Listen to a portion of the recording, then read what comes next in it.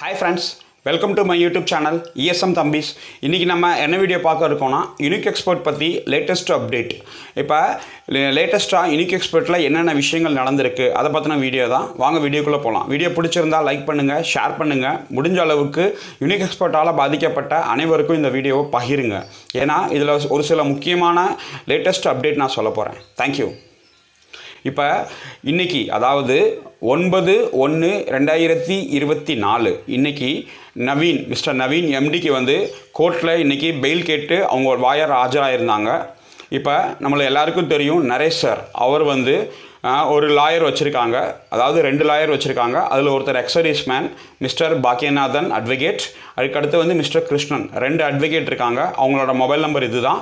அவர் தான் அவங்களுக்கு ஆஜராகிட்டு இருக்காங்க. இப்போ நரேஷ் சார் கிட்ட நெருக்கி ஒரு 35 பேர் அவங்க ஆஜராகி இந்த கேஸுக்காக வாதாடிக்கிட்டு இருக்காங்க.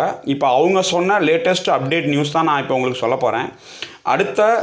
இன்றைக்கி நவீனுக்கு பெயில் அப்ளை பண்ணதில் அவங்க லாயர் பெயில் கொடுக்க முடியாது அப்படின்னு சொன்னதால் எல்லோரும் இது ஸ்ட்ராங்காக கண்டெம் பண்ணதால் இப்போ அடுத்த டேட் நவீனுக்கு 19/1/2024 அன்றைக்கி டேட் கொடுத்துருக்காங்க கேஸுக்கு வாய்தா. இப்போ அந்த வாய்தாக்கு அவங்க பெயில் கேட்டு திரும்ப அப்ரோச் பண்ணுவாங்க. சரியா? இப்போ இந்த கேஸ் எங்கே நடக்குது அப்படின்னா கோயம்புத்தூர் 10 ஃபீட் ரோட் கோர்ட்டில் நடக்குது. சரியா? தெரியாதவங்க தெரிஞ்சுக்கோங்க.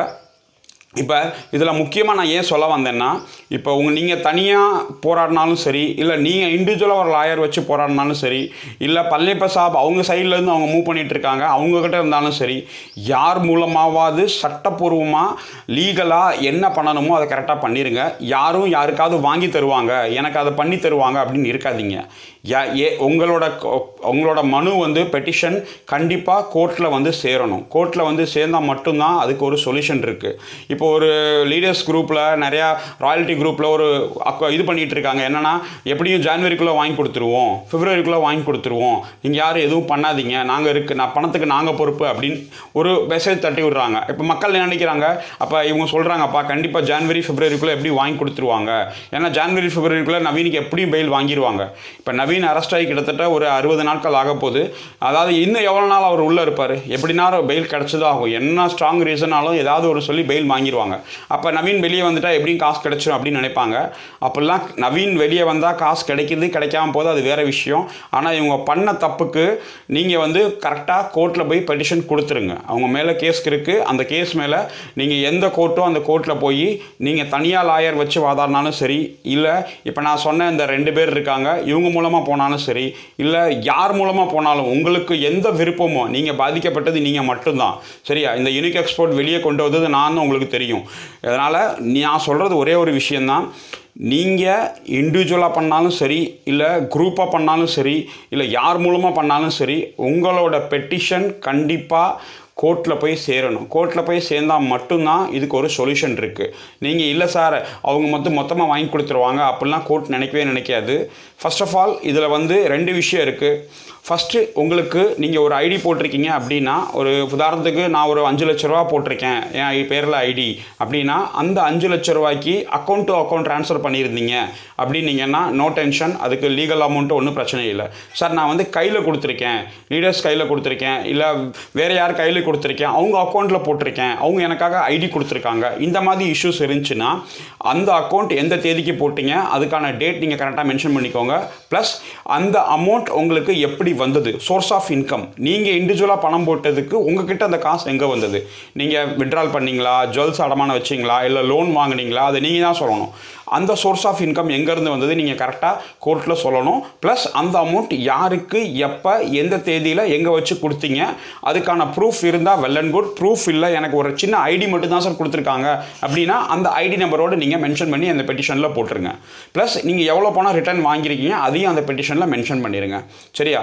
இப்போ ஆல்ரெடி இந்த நான் சொன்ன 2 லாயர்ஸ் அட்வொகேட் இருக்காங்க, பாக்கியநாதன், மிஸ்டர் கிருஷ்ணன். அவங்க 2 பேரும் இந்த கேஸ் இப்போ வாதாடி அவங்கக்கிட்ட நான் பேசினதுக்கு அப்புறம் தான் இந்த வீடியோ நான் போடுறேன். உங்களுக்கு விருப்பம்னா இவங்க கூட ஜாயின் பண்ணிக்கோங்க. விருப்பம் இல்லை நான் தனியாக பண்ணிக்கிறேன் சார் எனக்கு எல்லாமே தெரியும் அப்படின்னா அவங்க கூட ஜாயின் பண்ணிக்கோங்க. இல்லை பழனியப்ப சாப் அவர் ஒரு சைடில் பண்ணிகிட்டு இருக்காங்க அவங்க கூட ஜாயின் பண்ணிக்கலாம். யார் மூலமாக நீங்கள் ஜாயின் பண்ணிக்கோங்க, அது உங்களோட இண்டிவிஜுவல் முடிவு. நாங்கள் அதில் தனிப்பட்ட முறையில் வரவே இல்லை. சரியா? அவங்களோட இப்போ இந்த லாயர் என்கிட்ட பேசினதால அவங்ககிட்ட கேஸோட லேட்டஸ்ட் அப்டேட் கேட்டதுக்கப்புறம் அவங்கள்ட்ட கேட்டுட்டு தான் இந்த வீடியோ நான் போடுறேன். அவங்களோட மொபைல் நம்பர் நான் கொடுத்துருக்கேன், யாருனாலும் கால் பண்ணி பேசிக்கோங்க, அப்டேட் கேட்டுக்கோங்க. அவங்க ஃபுல்லாக அப்டேட் கொடுப்பாங்க. முடிஞ்ச அளவுக்கு ஈவினிங் கால் பண்ணுங்கள். பகல் நேரத்தில் எல்லோரும் கோர்ட்டில் இருப்பாங்க. ஹைகோர்ட் லாயர்ஸ் இந்த ஒரு கேஸ் மட்டும் கிடையாது, இன்னும் நிறைய கேஸ் அவங்க வாதாடிட்டு இருக்காங்க. அவங்களுக்கு 100 வேலைகள் இருக்கும். அதனால் ஈவினிங் டைம் 6 to 8 9 பண்ணுங்கள். முடிஞ்ச அளவுக்கு வாட்ஸ்அப்பில் கேளுங்க. வாட்ஸ்அப்பில் கேட்டிங்கன்னா உங்கள் டைம் பார்க்கும்போது உங்களுக்கு அப்டேட் என்ன அப்படின்னு சொல்லுவாங்க.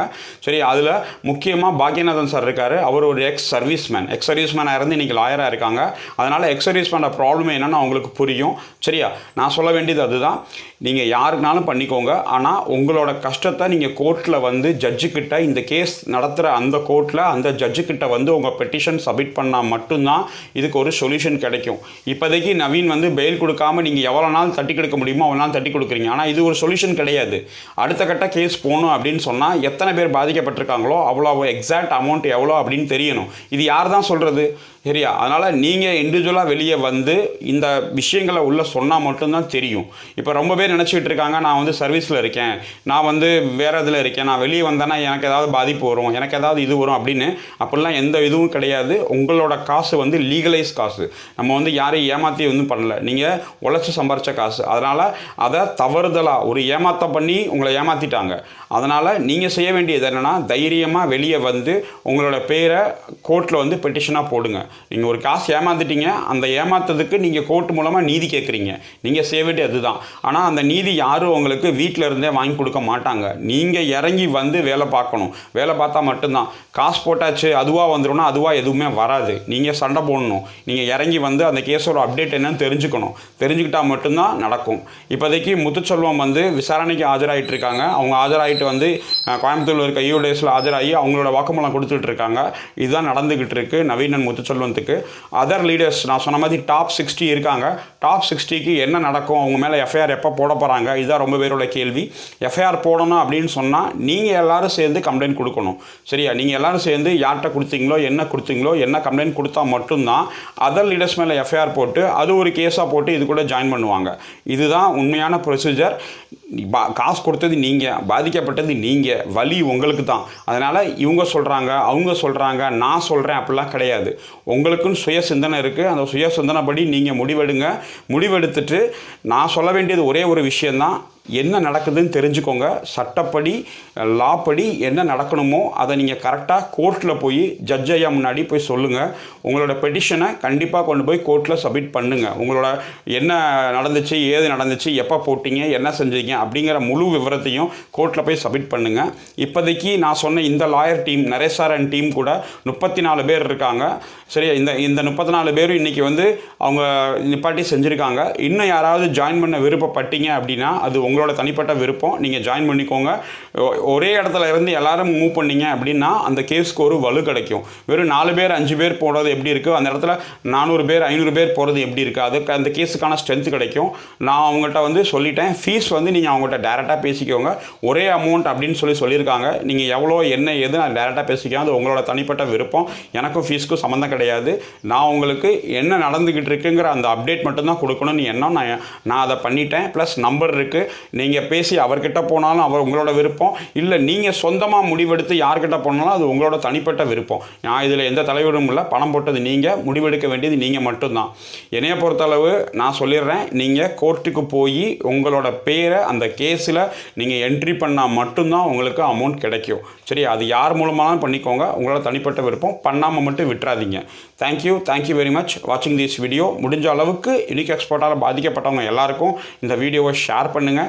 ஷேர் பண்ணால் மட்டும்தான் என்ன நடந்துகிட்டு இருக்குன்னு தெரியும். கடந்த 15 நாளாக உங்களுக்கு தெரியும், குரூப்பில் கேட்டுக்கிட்டே இருக்காங்க, என்ன நடக்குதுன்னு தெரில, எது நடக்குதுன்னு தெரில அப்படின்னு. ஒன்றுமே நடக்கலை. நவீனுக்கு பெயில் தள்ளி போய்கிட்டே இருக்குது. ஆனால் அது சொல்யூஷன் கிடையாது.